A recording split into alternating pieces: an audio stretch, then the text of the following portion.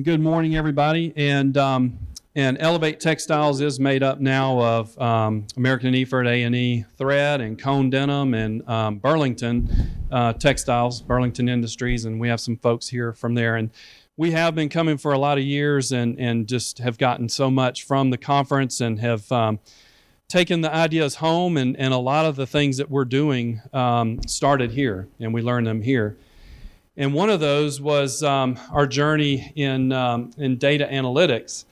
And so about 4 years ago, we were here, I think it was 4, and we first heard Dr. Shawn Bergman talk about data analytics, and we started getting involved with him and his students, and went from the point where we had literally our data was on pieces of paper, and if they were in a spreadsheet, we were doing good. And so we've come from there to the point where we're nowhere close to where we need to be, but we can start to see it now. We can start to see the predictive analytics and having the tools, or we have the ways that we think we can get there to where we can predict these potential hot spots and places where we might have things coming together, like a lot of new people, and we're not getting many observations, and we've got a lot of production going on in those areas, and so that's where we need to be focusing our efforts. So it all started here in hearing Shawn talk. So it's my privilege and honor to be able to introduce him this morning, and you can read for yourself his bio and the significant academic achievements that he has and all the work that he does. And you've already heard his prodigious comedic prowess here. And but the thing I wanted to highlight from this, I think this is the most meaningful in his bio, is where it says, all of Shawn's work reflects his dedication to the use of science, psychology, data, and technology to solve problems, help individuals make positive changes, and improve people's lives. And he is keeping people safe. He's helping us to keep our people safe. And but I wanted to give you just a few other things, some of the more recent findings and work that Shawn has had and that you may not know of. And so I just want to highlight a few of those right now. So he has found lately that just under half of all data analytics jokes are below average. He's also found out that there are two kinds of data scientists. First, the ones who can extrapolate from incomplete data, and second, and Shawn also and his students have collected a lot of data trying to disprove observation bias. The results were exactly what he expected. And Shawn has also, he hates it when people use the average of several data points to represent their data. It's just mean. And finally, he has found out that 79.825% of all statistics are just made up. You know him, you love him, he's your MC, you would trust him with your data. Shawn Bergman. Thank you, Jimmy. Thank you very much for that warm introduction. Yes, those are all accurate, factual results from the research. So, you kind of don't need to do too much of the introduction here. I'm going to take our conversation in a little bit different of a direction. So before you've heard my esteemed colleague, Tim, what are we not supposed to do? Call people what? Stupid, right? Not supposed to call people stupid. We've heard don't blame the worker. We've heard no blame, no name, or no name, no blame. But I did not grow up in the safety realm and the safety culture. So I'm going to attack this problem just a little bit different. So today, the goal of my talk is to tell you that you stink at your job. And I don't know if you have thought about this before, read how to win friends and influence people, how to start a talk. Rule number 1 is generally do not insult the people that you're chatting with. We're not going to worry about that. And so being a professor, I'm going to ask you to engage with me and do something really, really mean. I'm going to ask you to think first thing in the morning. Some of y'all went to the local last night. Notice nobody's copped to they went to one of our 3 fantastic breweries. Maybe those people are not rolling out of bed quite yet. So I'm going to offer you an opportunity to engage. And so here, what I'd like you to do is take out a sheet of paper. If you don't have, it doesn't need to be much. This is just for you to take some quick notes, even if it's just on your phone. Yeah, that's fine. Just flip your agenda over. I just want you to, because I'm going to ask you some questions, and I want you to jot down the answers to these questions. You are not going to share these unless you choose to, so this is private. I just want you to process this information just a little bit. And we know that if you write it down, you tend to process it a little bit better. And so that's what I'm going to kind of go through and say, all right, think about this, and we're going to reflect back. And we're going to walk through a scenario here at the beginning that we're going to thread through the entire presentation. So I want you to kind of take a note of what you wrote and what you had and that kind of stuff. All right, so sound good? Make sense so far? Okay. All right, so here we go. What would you do? I'm going to give you a hypothetical situation. I'm going to ask you what you're going to do, give you a couple minutes, think about it, write down what you're going to do. All right, here we go. So you're a small manufacturing facility. And you just got a substantial increase in your orders and that need to be filled in the next 6 to 8 months. Woo-hoo! Fantastic. Downside, you currently don't have the trained personnel to pull that off. So you're stuck with a little bit of a success growth conundrum. Okay. Given that it takes some skill to produce the products that you do, and it takes like 6 to 9 months in order for you to get those folks out. Thus, you're thinking, bringing new folks in is probably not a good solution. So what we're thinking about doing in our organization is allowing, heck, maybe even mandating overtime to meet this production over the next 6 to 8 months. Everybody good? Everybody with me so far? Now, currently in your small organization, you've been doing great. You've had an outstanding safety record. You've had producing high quality, and you've not had to work overtime.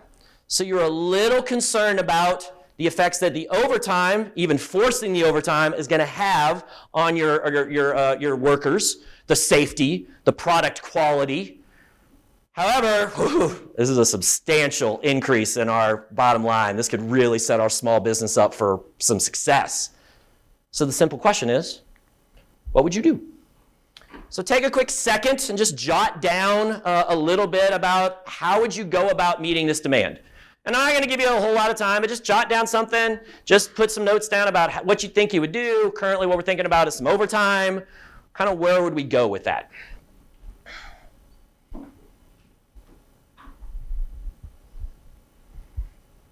And these are notes just for you. So you're not sharing these, just to kind of note what you thought about, how you went about this. Typing on your phone is fine. I always am reminded when people are writing, I had a 8th grade English professor who we'd walk by, and he'd look at somebody's work, and he'd go, huh, and then just walk off. Later on, Mr. Gustafson was my JV baseball coach, and I asked him, what do you do? I said, I was just messing with people. I'm like, that is mean when you're in 8th grade. Don't do that. So that was not a legit huh. All right, just give you another couple seconds here to wrap up. Again, just to kind of jot some notes down. It's not an essay.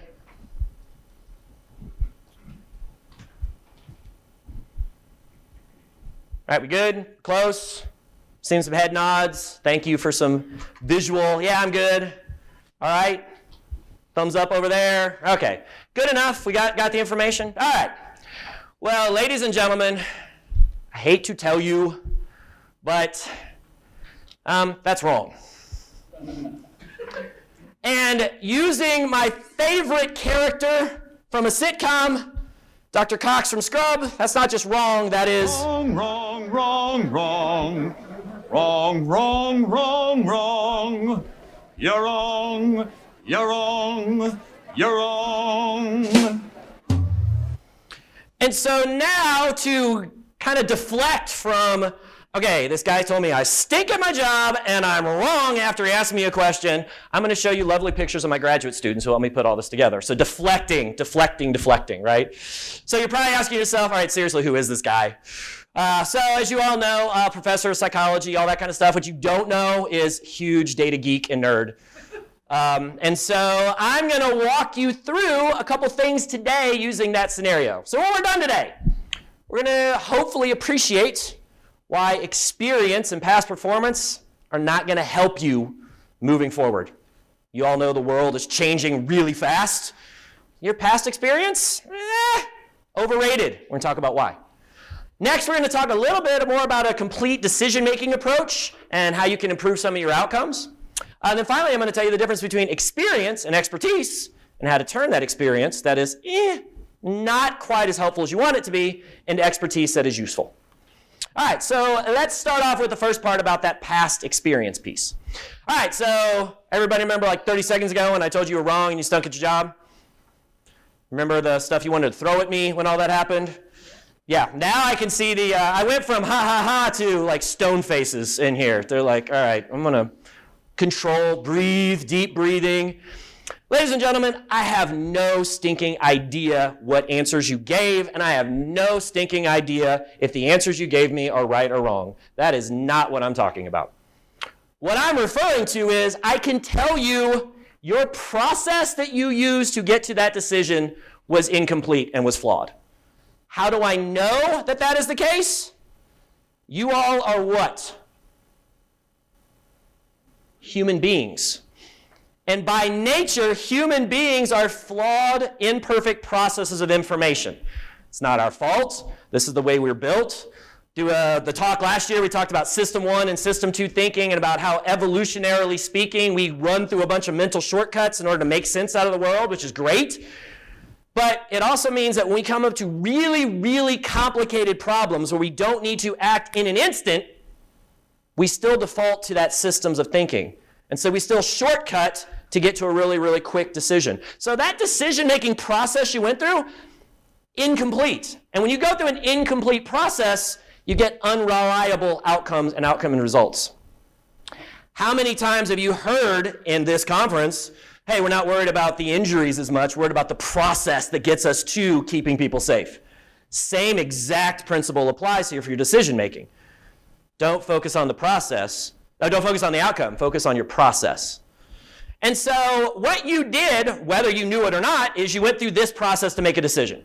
You gathered some information really quick, mostly pulling from experience, generated some options, evaluated that information, generated some options, selected an outcome. So it looks kind of like this in your brain. So here you go. You got some options. You go through option 1, entertain it. Okay, option 1, not so good. Quickly move. Option 2, all right, maybe a little bit better. Okay, option 3, close. Option 4, you know what, good enough, stop. And then once you've made a decision, you go all in and commit. You don't look back. How many of you have been in an organization where you know the leadership, maybe you have made just a bad decision, but oh, heck no, we are not derivating from it, right? Why are we doing this? This makes no sense whatsoever. It's because it was the first decision we made. Our brain said, I want to go fast, done, don't need to think about it, commit. And then the longer we commit to it, the harder it is to give away. It's called escalation of commitment. Had we had a more complete process or used some other information besides our experience, look what was just looming past, good enough. Something a little bit better, something pretty awesome. I will admit to you, the option number 6 the first time, the words I had on there were, boom, nailed it. Then I thought, probably not the description I want to present at a safety conference. So this is a psychological thing that happens to everybody. It's called satisficing. It's part of the bounded rationality of human beings. It's not your fault. This is the way you work. And so what we have folks is optimizing who go to a really, really fast decision, and we have other folks who go to maximizing. I take forever to come up with that solution. And what we know, research, that maximizing folks tend to actually make better decisions. They actually tend to earn 20% more at work. They tend to do better. However, they also tend to stress a little bit more, have a little more anxiety, and tend to take a little bit longer. So what's the right way to go about it? The number one answer in all of psychology? You got it. It depends, right? So you got to fit the right situation for the right circumstance, but what happens is we mostly default to optimizing. Come up with that first idea, good enough, commit to it, don't look back, let's go. Regardless of, I have better ideas if I just had a better process. So what if I told you we can tip the scales just a little bit? And we can have a better opportunity to get a maximized outcome if we stand that up with a more complete process. So that's one way to do it. The other way to do it is, what if we generate better options? What if we consider information not just from our experience, but from outside sources of information and generate better options, and look, we can do that list. And now, that's something better, we don't have to iterate through quite as much. And so that is what we're going to work on looking at doing. And one way we're going to do that is with an evidence-based practices framework. And so there are two of them we're going to chat about, bouncing back and forth. Of course, we're going to favor the one on the right, because that's mine. That's the one I came up with. But I adapted it from the Center for Evidence-Based Management, and they've got some fantastic resources and tools. So I definitely want to make sure I give them props and give you the resources, because we just bluntly use them. They're another nonprofit based out in Amsterdam that I'm a professional member of, and that's their mission. So kind of like what Vela's mission is, we do those same kind of things. And so here you go, the aforementioned information. We've got a workbook that kind of walks you through the decision-making process, and then Center for Evidence-Based Management. If you want to write that down, that's a really good tool to look at. Of course, ours is really good too. We just don't only focus on that, but I would highly recommend taking a look at those too. All right, engagement opportunity time. And I can feel the stress in the room elevating, because the last time we had an engagement opportunity after you told me I stunk at my job, you said I was wrong. All right, let's see if we can alleviate that. So over the last year, a lot of stuff has happened. And I want you to think about something positive that happened over the last couple times. Think about some times when you were awesome at your job. And I don't mean it has to be big and grandiose. I just mean you had that one good day. You helped a buddy out at work, coworker out at work. It can be something small. Like, you all have done some great stuff. I know you have. So think a little bit about, and jot it down really quick. Like, hey, it's okay. And it's okay. It's okay to brag on yourself a little bit. You're not sharing. Don't be humble. Like, you did some good stuff. Think about a couple of great things that happened that you did at work. Give yourself some credit. Oh, that's true. So Terry, think about job. Your job. I heard retirement is a job. So I'm sure you had a good day on the lake, right? All right. So then think about the other part, right? What are some times where, I wasn't very good at my job. I stunk at my job just a little bit. Let's think about some of those things that happened over the last year or so. And on balance, if you were to compare both of those against each other, did you come up with immediately more positive or more negative things that happened? You don't have to share, but I'll tell you, the vast majority of people come up with really great things that happened to them at work. They come up with some positive stuff that happened and occurred. And then the follow-up question is always, well, which one did you learn more from? Which one did you learn more from? So that was wrong too. And the answer, most people are like, I learned from my failures. I learned from the time that I stunk. And you know what I'm going to tell you? That's wrong. Or, as Dr. Cox would say, Wrong, wrong, wrong, wrong. Wrong, wrong, wrong, wrong. You're wrong, you're wrong, you're wrong.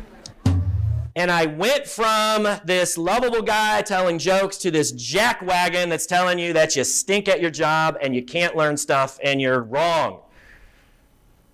How do I know you're wrong? This graph right here. What does this graph represent? Real research, real data, tons of citations that'll show up here in a second. Somebody give me a guess. What does this graph represent? No. They're like, heck no, I'm not guessing. 72% of statistics are made up. I like that. 72.864%. Excellent. This is that relationship between years of experience and job performance. What we find out is that in those first 3 years of work, people grow and learn a lot. And then what happens after that? Flattens out. In fact, it actually starts to decline over time. Now, this is an average. We're averaging out across a bunch of people. But we see this all the stinking time, where years of experience is a terrible predictor to how good you are at your job. And I'm going to submit to you, it's because people don't learn when they stink at their job. Lance, we had talked a little bit, you had talked about like a motivated rationality and kind of the way your brain fools you into getting some feedback, right, in your session. So what does our brain like to do? It likes to rephrase stuff. We tend to only remember the good stuff. We say we learn from our mistakes, but so many times our brain blocks, hey, I'm maybe not as good as I could have been. And if I'm not as good as I could have been, I can't get any better. And so that's what we end up seeing here. And so I'm guessing you're sitting there thinking, hey, Shawn, that scenario you gave me, that did not have a whole lot of information in there.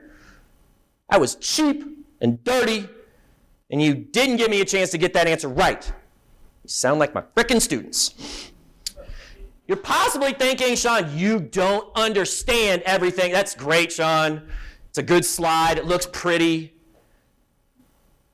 But you don't understand everything I got to put up with. You're probably thinking a little bit about, dude, you cannot think of every single option out there. That's unrealistic. Stop. You're probably thinking, hey, that's worked in the past. I've heard so-and-so company and someone said did this, and it's worked out just fine for them. I can tell you 100 stories. You're probably thinking, hey, I actually have learned from my mistakes. Quit telling me I'm wrong. Quit telling me I stink. Thinking I am better. And some of you is thinking, dude, I don't stink at my job, Shawn. I can feel that. Some of you are thinking some other mean things. Mostly that group back there, actually. Not Jason or Chuck or Charles or Francis, whatever, over there, right? So, and you know what? If you thought all of those thoughts, all right, you got me. You got me. You're right. All of those thoughts are correct and legit. However, you're missing the point. Those are common defense mechanisms that things pop up whenever you get something and people say, oh, you're wrong about this, you're wrong about that. These are the things that prevent you from realizing you stink at your job, that you didn't do as good of a job as you could have done. And these are the moments that prevent you from growing. Those cognitive defense mechanisms are the reason why we have this flat job curve. And that's a pretty normal, typical thing that happens. And congratulations, you're a human being. That's what happens. So what I want to do is I want you to see not just all the pretty stuff, but I also want you to see the parts where, hey, embrace both. Embrace the awful, embrace the awesome, and get to see the whole thing.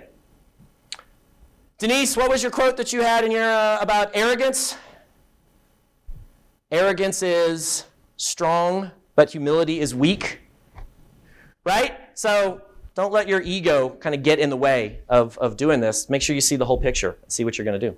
And that's what I like about the evidence-based practices framework. So this is the part where we talk about that. So next we're going to talk a little bit about the evidence-based practices framework. Do not read all this. We're not going to cover all this. Just let you know, hey, it's all out there. You want to prop up these processes, then you're in good shape. And so here are 7 phases that you can go through to make a decision. Do not worry, we're not going through all 7 of those phases. We're only going to focus on the evidence piece here. Going to get back into an activity here in just a second. But that is that process that helps tip you in that direction. That's the seven phases that we talk about. And of course, we got workshops and all that other good stuff on all those kinds of things. So if you want to know about how to make better decisions through the process, then let's chat. But we don't got time to talk about that. We want to talk a little bit more about those evidence pieces. And that's the part we're going to focus on here, is how you make better decisions using more complete information. And that's what we're going to talk a little bit about this part here of our framework. And that is going to be, the left side of that framework is the scientific literature and the data and organizational information. This is the sanitized, really cool data geek stuff that we do. And the reason why I like this framework is because it says, hey, that science, that research, really, really important. However, just because the model says that's what we need to do, that's not necessarily the best pieces of information we have. I like it because of this other side of the framework that says, hey, ladies and gentlemen, your professional expertise, really important. If you're not using your professional expertise along with the data and research, you're only seeing half the picture. It ain't gonna work. If you're not thinking about the stakeholders that come into play, it's not gonna work. And finally, we're gonna blend this a little bit about technology. We're not gonna spend a ton of time on technology. So this is that complete information process that'll help you generate better options. All right, so how do we go across doing that? That was really fast. All right, good. That's the framework. That's the information. You want to talk more about that? Every single one of my classes, this is what we teach. Every single thing is couched in this framework. Data analytics, presentations, everything. So this is what I eat, live, breathe, and enjoy because it's fun being a psychologist in this kind of area.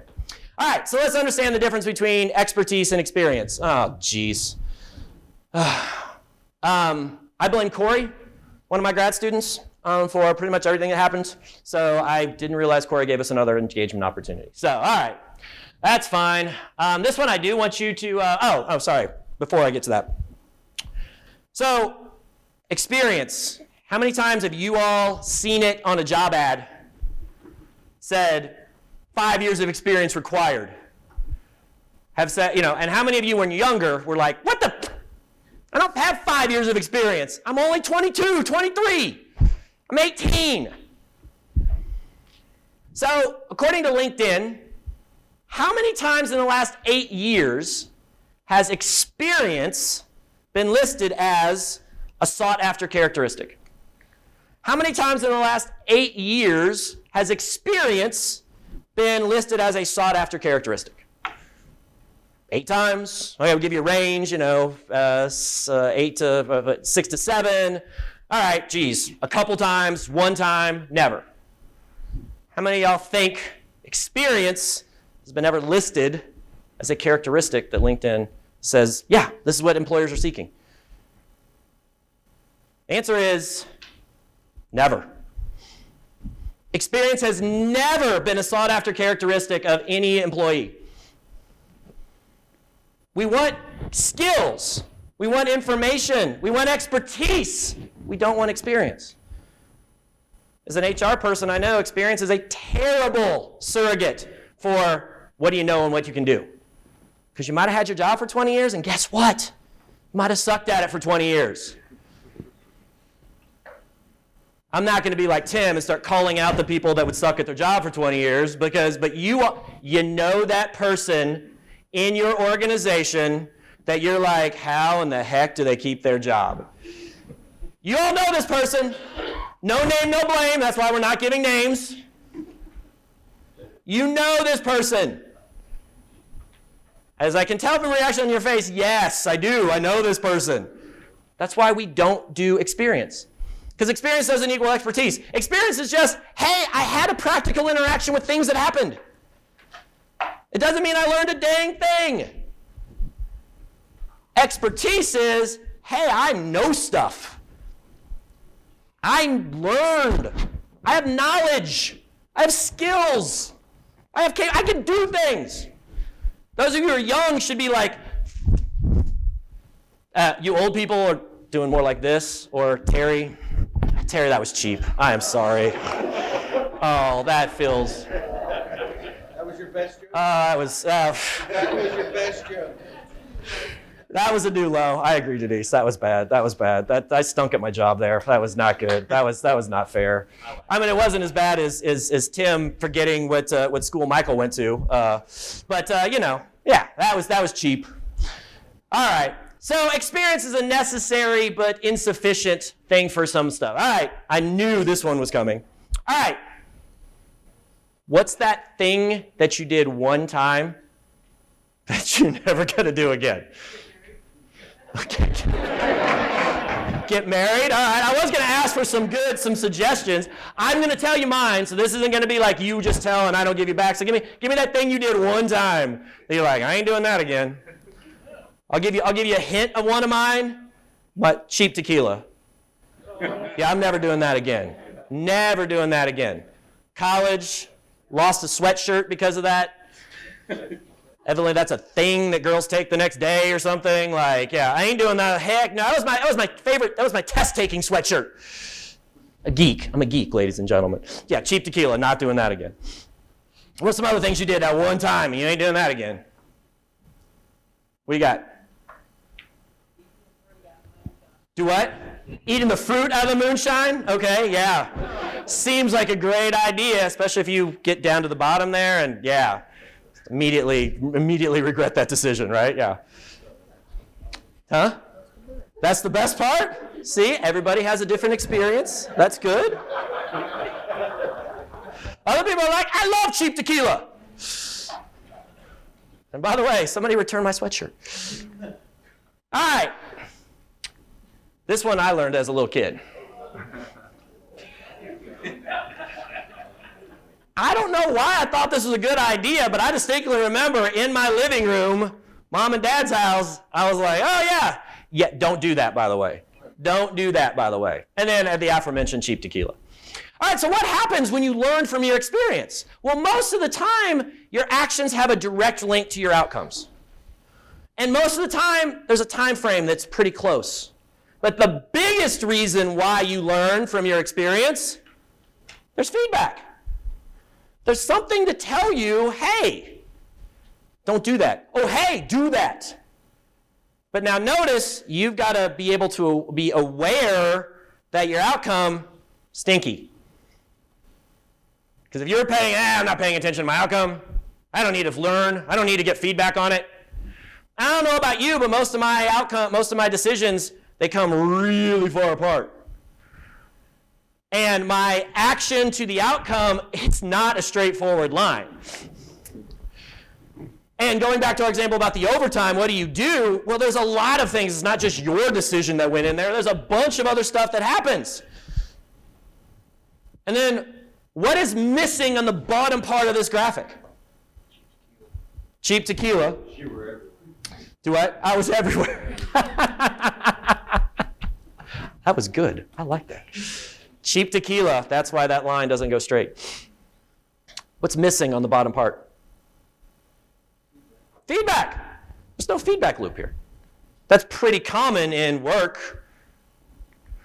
And so it's really hard to connect your actions to your outcomes and determine in your example there, were you wrong? How do you know if the decision you made in this example is good or bad? You don't. And you're like, oh, well, Shawn, it's an example here. But oftentimes out there in the real world, outside of this classroom or outside of this room, oftentimes you don't. Like it's years later. It's really hard to connect what you did today to umpteen years later. So that's why that experience is incomplete. And so developing expertise, that's what I want to push you to. Develop a little bit more about that. So I'm going to give you three tips in order to do that. And we're going to talk a little bit about those. All right, so first tip, focus on the process. The outcome will take care of itself. How many of you are sports people? Or as other people like to say, sports ball people? How many of you are Tennessee Vols fans? Yes! Hell yeah! Finally! Beat those stupid Gators. Frickin' Florida. Is anybody from Florida? And a Florida Gator fan? Yeah, okay, not that part of Florida. Yeah, and here's the thing, if you're from Tennessee, I don't care. I'm going to tell you I hate you anyway, right? Yeah. And then, what I did was I moved into the SEC. I originally was from the Midwest, from Kansas City, as you'll see here in a second.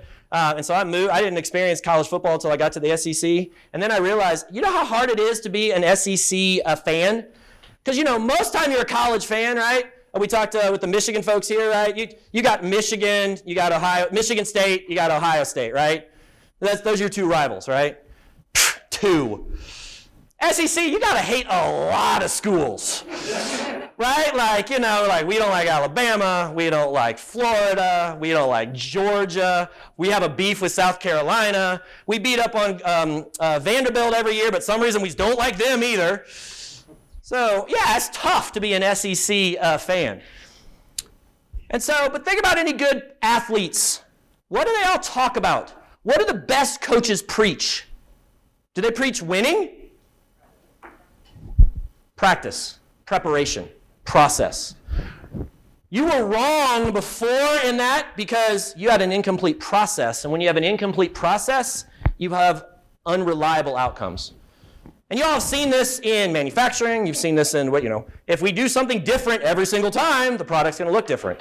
If we do something different every single time, sometimes people get hurt, sometimes they don't. So process. Focus on that stuff. Most people are now, you need to have an outcome, you need to have a goal. I'm not saying just focus on process and have no stinking clue where you're going. But this is a really funny thing about the way our brains work. Is that we make a decision, and later on, we go, oh yeah, this is, how am I going to do, where am I going to get to this? And then what's the outcomes we focus on? Y'all experienced it earlier. My brain tends to only remember the good stuff. And then what happens with, the good stuff. And then all the complication to getting from here to there starts just kind of fading away. And all of a sudden you go, oh yeah, it's that real direct line right there. It's called what? Captain Hindsight? It's called hindsight bias. We go, I knew that was going to happen. I knew I should have done that. Well, duh, that was obvious. Yeah, after the fact, genius, it is. In the moment, it's really freaking hard to understand. So we focus on process. I like it like this. So many times, and you've seen it, somebody gets a good outcome from a crappy process, and they think, that person's a genius, and they can't repeat it again because they got lucky. I'll give you this example. I'm from Kansas City. Kansas City Royals are god-awful. It's tough to be a Royals fan. I am a Royals fan, diehard Royals fan. I've got a ton of Royals stuff, but we've won 2 World Series, and that's the only 2 times we've been in the playoffs. So betting that the Royals would win the World Series at the beginning of the year would have been a bad decision. But sometimes you get those Cinderella stories and they win, and you can be like, I knew it. I knew they were going to be good this year. Except the times when they stunk, and then you go, I knew they were going to stink. So many times we have a bad process that leads to a good outcome. Versus betting on the Chiefs, although they laid kind of an egg this weekend. But betting on the Chiefs, that's probably not a bad bet. So think about how many times you said, well, it's worked in the past. We've done this. Bad process led to good outcomes. Fooled you into thinking, I got a good process. So focus on the process. The outcomes will take care of itself. And we heard that about process-based statement. We heard this over and over and over again. Terry talked about it, about the leadership being a process. We've heard so many folks chat about that, about being that process piece. All right, so the second one is let's expand the piece of information that we're considering. Like we said before, I like this model because it says, hey, what you know and what you've learned, really stinking important. So many times the cognitive psychologists and the data folks, the geeks, I'm sorry, there's a difference between geeks and nerds if you didn't know. I didn't. I was corrected by a bunch of nerds who told me I was a geek instead of a nerd. Didn't know that was a thing, but turns out, so the nerds that are all in the closet doing the stuff are going to tell you, the model said do this, the research says do this.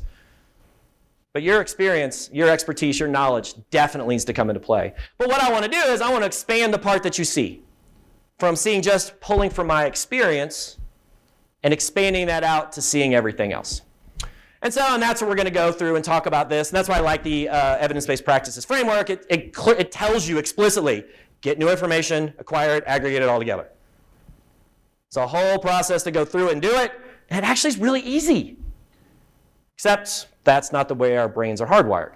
So we just need to train them and focus on process. All right, so one of those pieces of information that you need to have is stakeholders. And so I want to focus on some stakeholders. All right.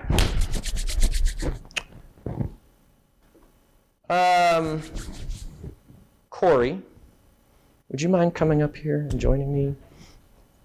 And yes, go ahead and come on up, Chloe. You know, we promised we were going to get you up here. So Chloe, come on. Oh, come up here. Come on.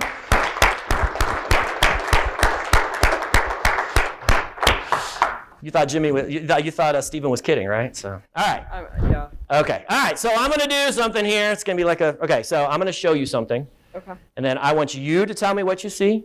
And I'm going to show you something, and I want you to tell me what you see. So you can just kind of face each other there. I'm going to hold it up here in front of my hands here. Okay. All right. So you ready? Here we go. All right. So Chloe, talk to me about what you see. That's a rock. It's a rock. Okay. What color is the rock? It's black or gray. Black and gray. Okay. What's the what smooth, rough, shiny, dull? What do you see? It's smooth. It's smooth. Okay. All right. Oh, it's shiny too. It's shiny too. Okay. Good. Good. Good. All right. Chloe, what do you got? See a rock. I see. Beige. Beige. Beige. Okay. Little rough. A little rough. Yeah. Gray and beige. Gray and beige. Yeah. Shiny? Not shiny. Not even shiny at all? Very dull. Okay. It's like I'm doing a Penn and Teller act here or something like that. And I'm also realizing that I have really small hands because other people with big hands can really hold this a lot better. And so this is also why I'm not a professional baseball player. Okay. Y'all are seeing the same thing, right? They're looking at literally the same thing in my hand, and we heard two very different descriptions, correct? Everybody, that's the part for you to say yes. Yes, oh yes, okay, good. All right, Corey, Chloe, thank you very much for your participation. Go ahead and sit down. All right, so which one was right? Yeah, it's a geoid. It looks very different on both sides.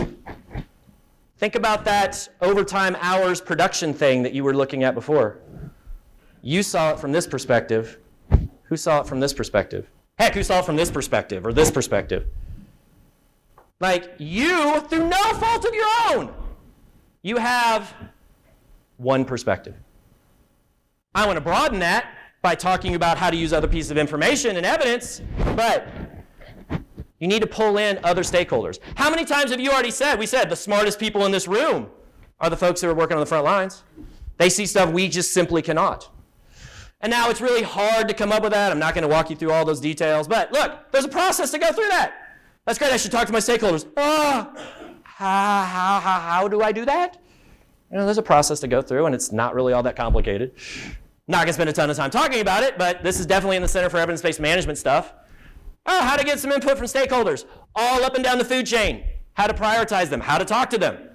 We got information about that. Okay, the second one is scientific literature.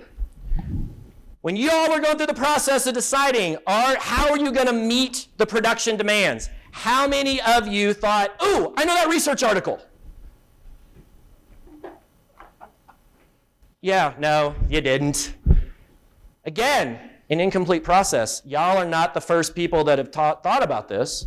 They've actually done research that shows what the impact is of overtime on injury and sickness. And we're going to spare you all the details, but I want you to pay attention to this 1.23 ratio. I'll explain what that means here in just a second. So research has shown after about 60 hours of overtime, you're at an increased opportunity for injury, sickness, and some other stuff. So 1.23, hold on to that one, pay attention to that. And many of you are like, okay, how the world do I get my hands on research? Well, guess what? Center for Evidence-Based Management has this really, really good way to talk about doing rapid evidence assessments. We use this exclusively. This is how our students do their lit reviews. This thing on the left, that's the process they go through. Dr. Bergman, how do we lit review? I send them this article and another one, and I say, we got some Excel spreadsheet templates, go. And they go to town on this. This is fantastic. we actually do these rapid evidence assessments for organizations. I got a question.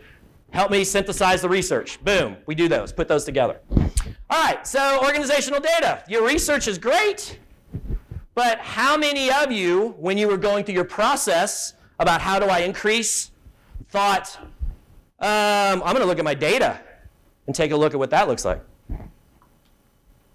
Probably not. That was probably not, I'm going to do this, this, and this because of experience. Shawn and Don talked about the importance of getting data and taking a look and getting the feedback loops. Terry talked about the importance of looking at data. Michael talked to us about the importance of looking at data. And so when you do, sometimes you find different results. This is an analysis we did. This is an analysis from an organization. You need to look at your own data because you might have different things going on. But this is an analysis we did, and what we found was we actually had no relationships between overtime and incidents occurring that particular week. Oddly enough, we saw actual decrease in injuries the following week after overtime went up. We have some ideas about why that could be, but that was kind of a bit of a head scratcher. But we took that information and turned that into some action. And then what we did find was, okay, but there was an increase in near misses the same week that overtime was happening. More overtime hours, higher likelihood of near misses.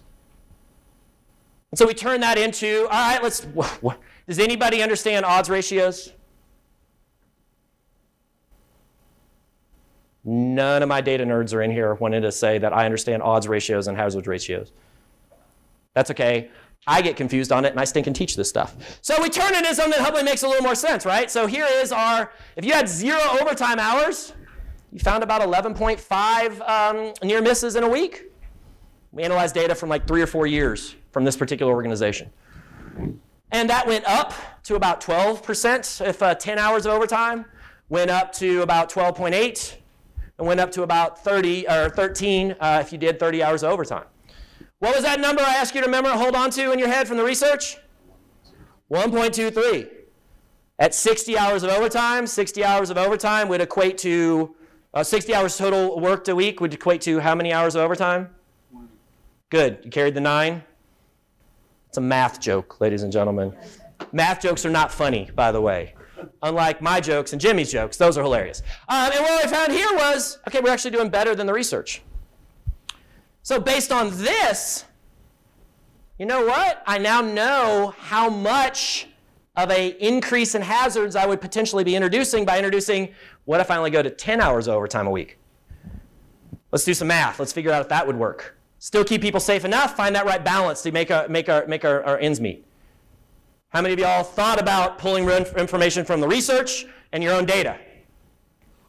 Again, incomplete process. You love data? You want to learn more how to love data? Well, this is a shameless plug for, I teach this stuff all the time. We can have a lot of fun with these kind of things. It's really not that scary. It's really kind of fun. We'll have a good time with it. All right, finally, technology.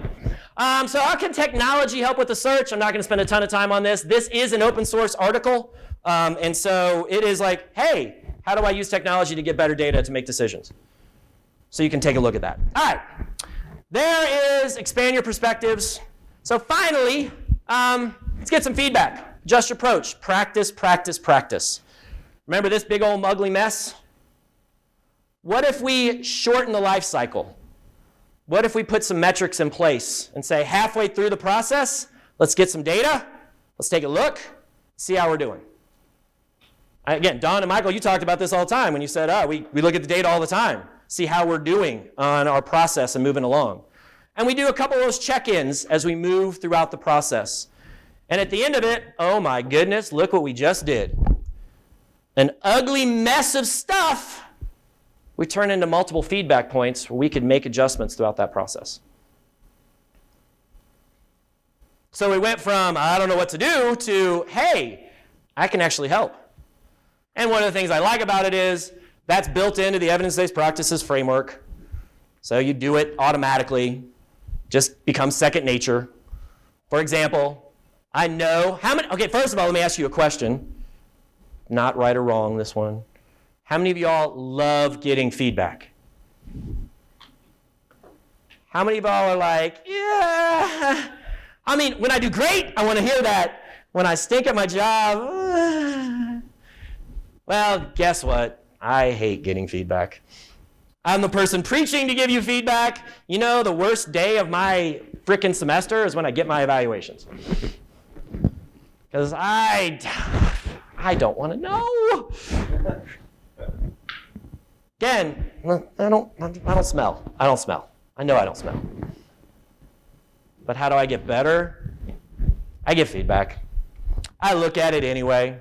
You know who's going to give me an evaluation of how I did on this presentation? The esteemed Dr. Ludwig, because I've asked him to give me feedback on how I can do better at this presentation.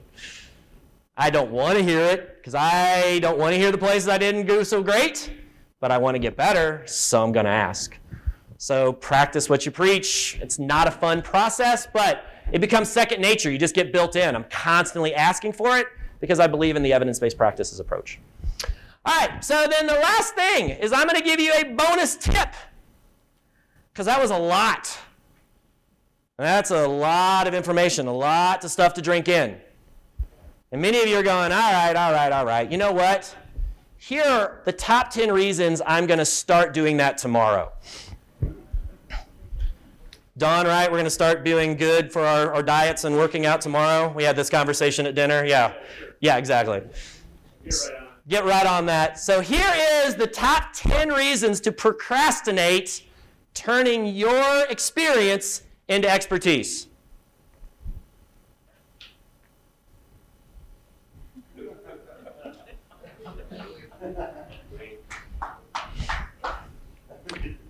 Ladies and gentlemen, don't wait. You don't need to do it all. Just need to do something a little bit. The more and more you do, the easier and easier it gets. I'm asking you to swim upstream from the way your brain usually processes and does information. It takes practice, and you slowly chip away at it.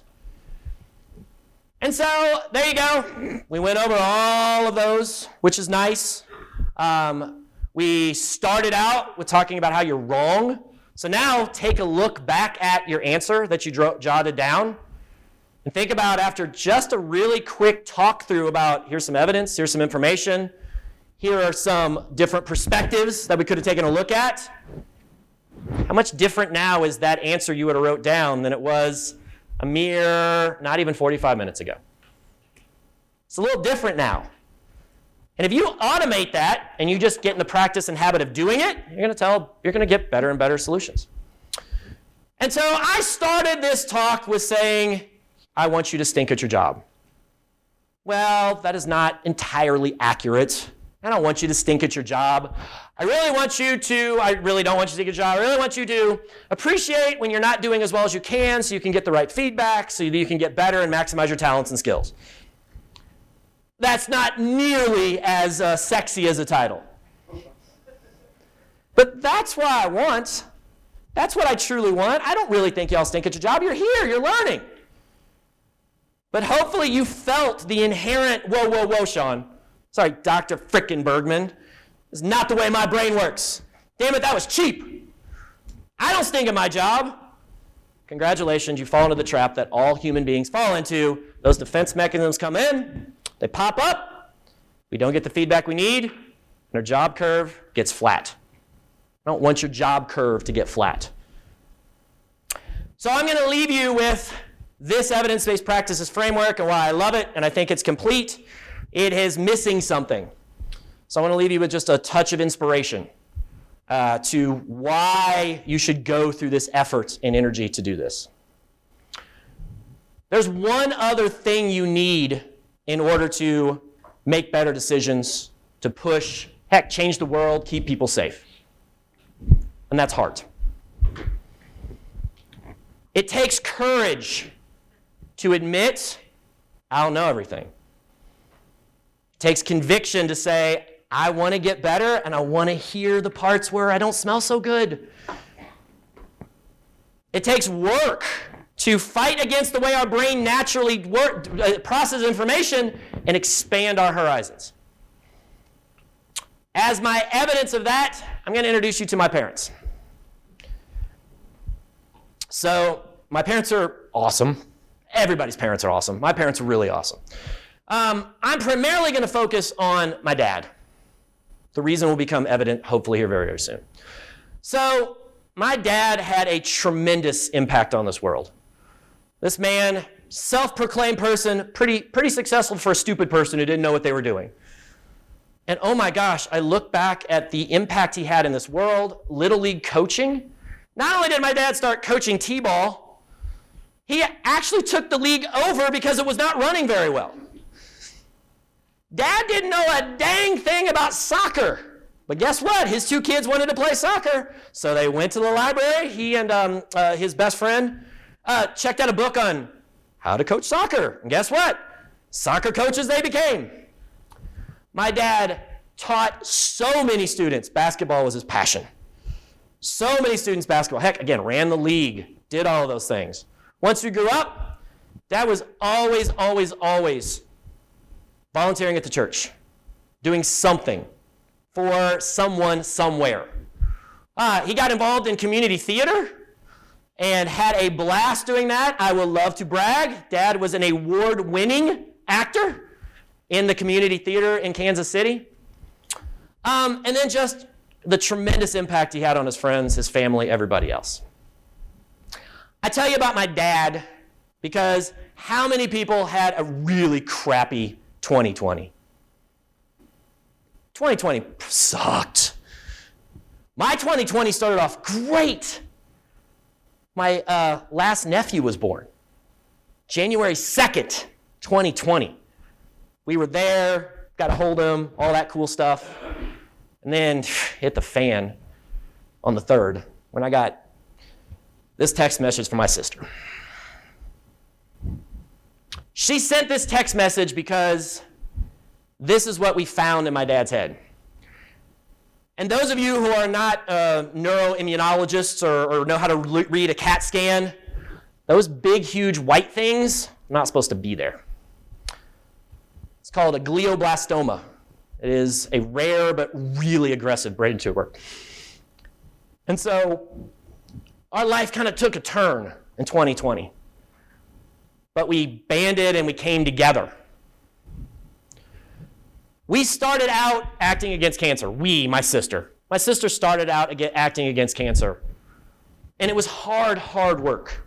But the connection, we actually used evidence-based practices principles to get the acting out against cancer, AOAC, up and running. And what AOAC does is it gives bravery bags to folks who are fighting cancer with cards. And this is the card from my dad.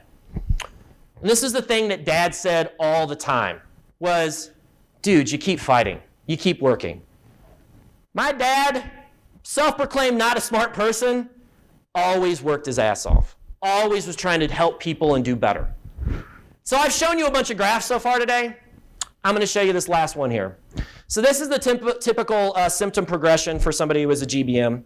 They're functioning on the left-hand side, and this is basically years that they are with us and are functioning since diagnosis. The median survival rate, that's 50%, 9 months. My dad, 20. And so you notice that when most people were gone, Dad was pretty high functioning. Dad was still giving back.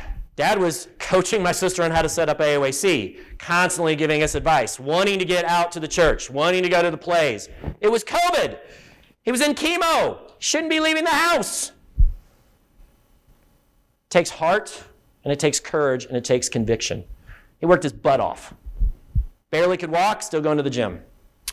The man would walk 3 to 5 miles a day just so he could keep his body moving so he could go do stuff.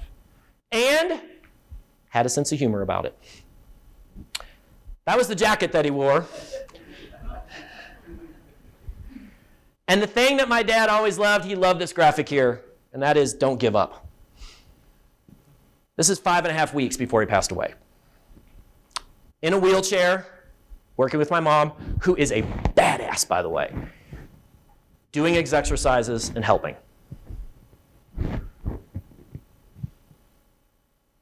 You all have a really important job. What you do is really important. It takes courage and hard work to leave that indelible mark in the world. These were the tracks in our front yard when they took Dad, who passed away at our house, away from the house. And I leave these with you because, yeah, I threw a ton of stuff at you. I ask you to consider some unpleasant things, to say, oh, maybe I do stink at my job. Gosh, what you just threw at me was a ton of hard work. Come on, Shawn. But look, what y'all do is so important. And if you want to extend that curve and not have that flat line, you got to work hard. You got to put in the effort. And sometimes making a tremendous difference in the world means you smell yourself and you realize you stink. Thank you for letting me borrow a few moments of your time this morning.